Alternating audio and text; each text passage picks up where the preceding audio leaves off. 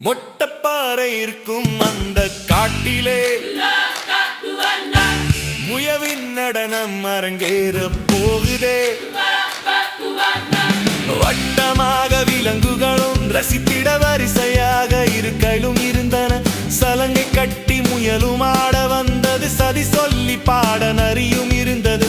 பக்கம் இருந்து வாத்தியங்கள் வாசிக்க அணிலும் எலியும் மருகருக்கே இருந்தன. அணிலும் எலியும் மருகருக்கே இருந்தன.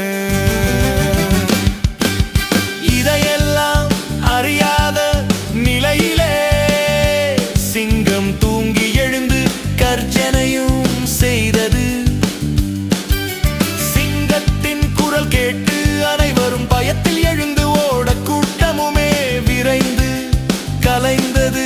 முயலின் அரங்கேற்றம் இத்துடனே முடிந்தது.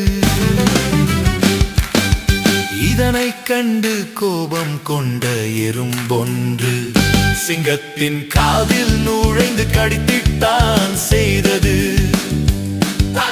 கட்டெரும்பை வெளியேற்ற சிங்கமும் கடல் நீரில் குளிக்க வேகமாக சென்றது. சிங்கம் விலகி சென்று விட முயலின் அரங்கேற்ற நடனமும் தொடங்கியது.